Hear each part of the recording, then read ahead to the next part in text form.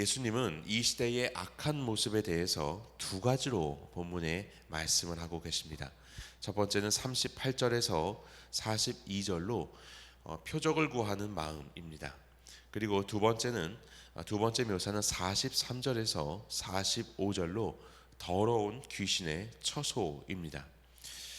첫 번째 예로 드신 요나의 이야기에서 서기관들과 바리새인들은 예수님께 표적을 보여달라고 요청을 하였습니다. 여기에서 표적이라는 것은 초자연적인 기적을 말하는 것이죠. 말은 누구나 하지만 보여지는 것은 아무나 할 수 없는 것입니다. 그래서 초자연적인 기적을 보여주시면 예수님을 믿겠다라고 하는 것입니다. 사실 오늘날 이와 같은 서기관들과 바리새인들과 같은 요청을 하는 사람들은 참 많지요. 그런데 사실 예수님은 이미 많은 표적을 베푸셨던 분이었습니다. 그럼에도 예수님을 거부하고 그리고 더 나아가서 예수님이 하나님이 아닌 귀신의 왕 바알세불을 힘입어서 이적을 베푼다고도 주장하고 있는 것이 바리새인과 서기관들의 모습이었습니다. 그들은 기적을 더 원했던 것입니다. 그런데 실상 그들의 마음에는 예수님의 자리가 없는 단단하고 굳어진 심령이었던 것입니다. 예수님은 이들에 대해서 악하고 음란한 세대가 표적을 구한다라고 말씀하십니다. 여기서 음란하다는 것은 하나님 앞에 영적인 우상 숭배를 하는 것을 말합니다. 지금까지 예수님은 헐벗고 줄인 자들이 예수님께 와서 표적을 구할 때 예수님은 언제나 표적을 베풀어 주셨지요. 그러나 악한 동기를 가지고 바리새인들과 서기관들이 표적을 구하자 그 심중을 아시는 예수님은 단호하게 거절하고 계시는 겁니다. 그리고는 요나의 표적을 말씀하십니다. 요나의 표적이란 무엇입니까? 바로 요나가 밤낮 사흘 동안 큰 물고기 뱃속에 있었던 것처럼 예수님께서도 죽음에서 3일 동안 계시다가 부활하실 것이다. 이것을 말씀하시는 것입니다. 예수님은 당신의 부활이야말로 최고의 표적이자 믿음을 일으킬 수 있는 결정적인 표적이라고 생각하셨던 것 같습니다. 예수님은 과거 이방인들은 요나나 솔로몬의 말과 같은 작은 증거를 보고도 회개하였지만 이 시대의 악하고 음란한 자들은 더 큰 증거이신 예수님을 보아도 회개하지 않는 강팍한 심령이 되어버렸음을 폭로하고 계시는 것입니다.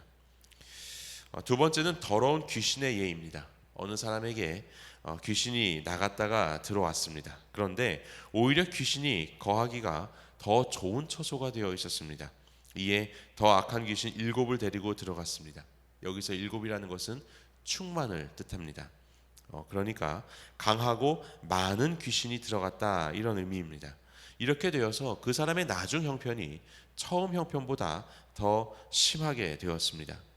예수님은 악한 세대가 바로 이와 같다라고 말씀합니다. 부활의 예수님이 나의 안에 계시지 않으시면 잠시 귀신이 쫓겨나갔다 하여도 다시 돌아와서 더욱 타락하게 만드는 것입니다.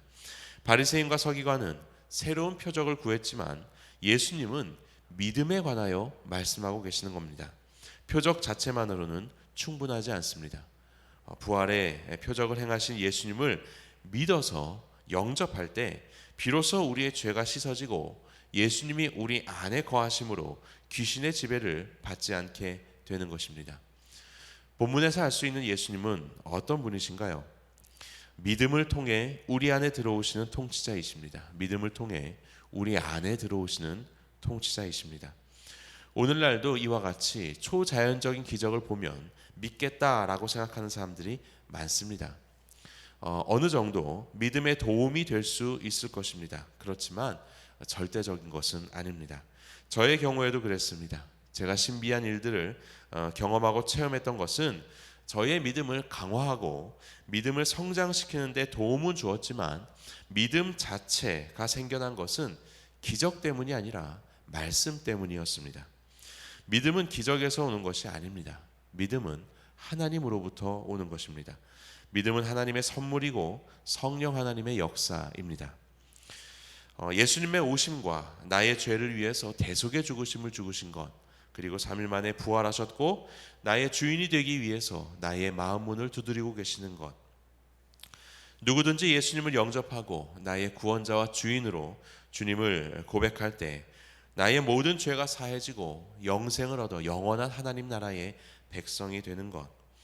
이 모든 말씀들이 하나님의 은혜로 믿어지게 된 것입니다. 은혜로 인하여 믿음을 통해서 예수님은 우리 안에 들어오시는 것입니다. 그렇다면 오늘 우리의 적용점은 무엇일까요? 성령님의 역사와 우리의 마음의 부드러움을 위해서 기도해야 합니다. 성령님의 역사로 하나님의 말씀이 믿어질 수 있도록 구해야 할 것입니다. 예수님은 회개하지 않는 자들을 질책하셨습니다. 자신들의 마음을 완악한 대로 내버려두는 어리석음을 책망한 것입니다. 마음을 부드럽게 하여서 성령님께서 역사하실 때 순종하여서 따를 수 있는 여러분들이 되시기를 바랍니다. 예수님은 바리새인과 서기관과 같은 강팍한 이들을 위해서 마지막으로 요나의 표적을 준비하였다라고 말씀하셨죠. 그들을 위해서 십자가의 길을 가시고 그들을 위해서 부활하실 것임을 결단하신 것입니다. 예수님은 이처럼 우리를 사랑하십니다. 사랑하는 새누리 형제 자매 여러분, 부활하신 예수님을 우리 주인으로 모신 기쁨을 누리면서 오늘도 예수님의 뜻에 순종하는 하늘 가족의 삶을 사시기를 주님의 이름으로 축원합니다.